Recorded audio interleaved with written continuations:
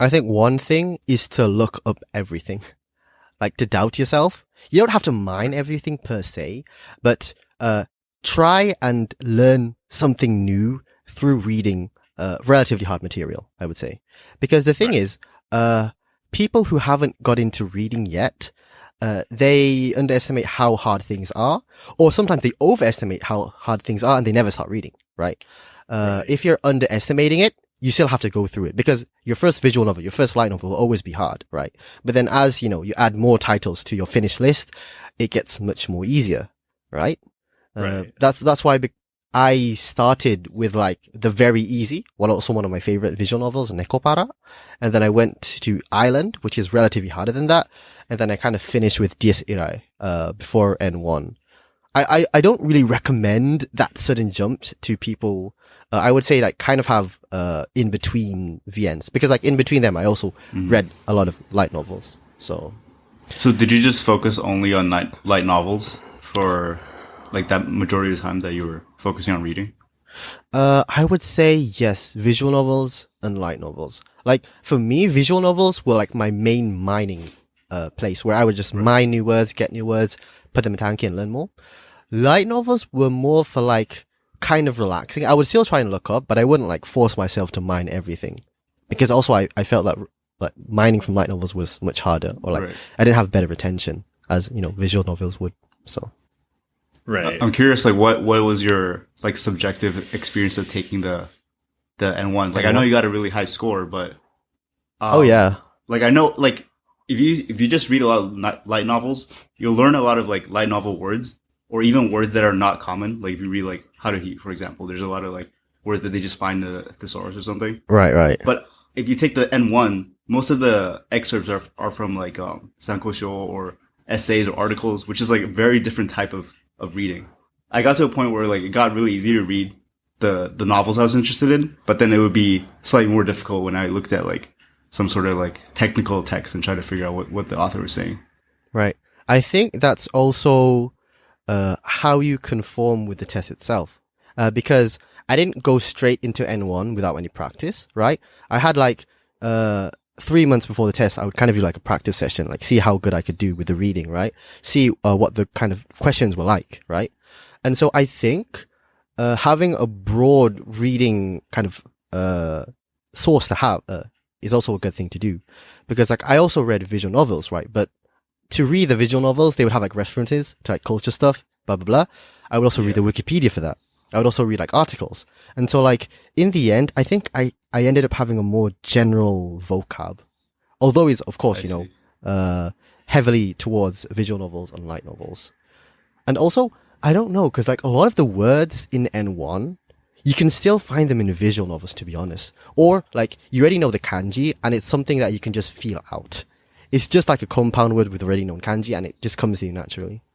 So I thought the N1 reading was pretty easy, to be honest. Yeah. I see. Did you encounter any unknown words on the N1? Even if they were kind of hard words, I could read them and I knew them. But like they would be like chewy words, right? Where they'd have like the explanation at the bottom of the text, like this means what, right? And so no, I don't think so. The worst I found was like a kind of essay text where they would talk about literature and they would just shove in like really random words, hard words, right? But it had nothing to do with the question itself, so So how many light novels have you read up to this point? About 54, I think.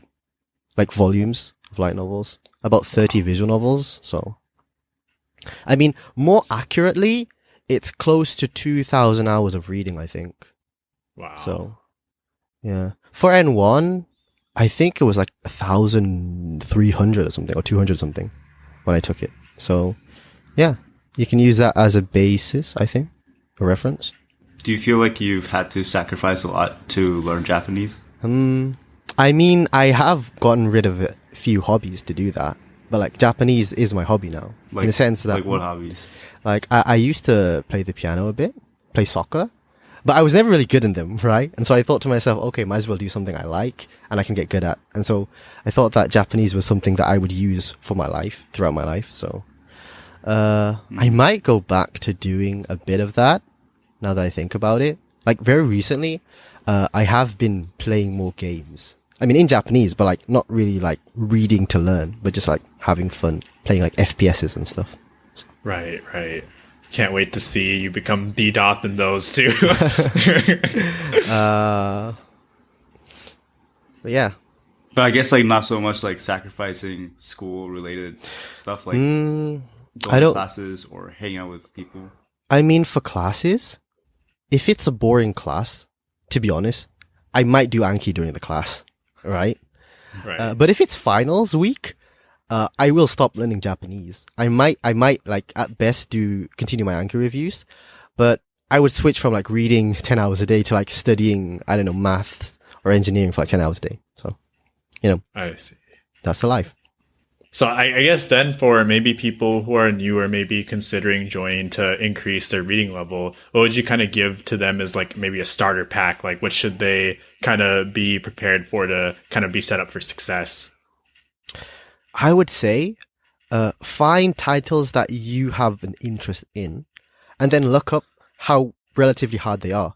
So if you guys don't know yet, there's a very good resource called JLPT, I think, .io.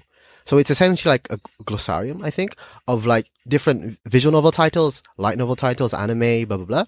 And it has the data for it. So like how long is it? How many characters is it? How many sentences it has? How many kanji it has? How many unique words it has? And the difficulty level, which is like community based or community proven. And so, I would say the best reading material is what you enjoy at first, right? If you want to take N1, then you can just, practice with the questions later on.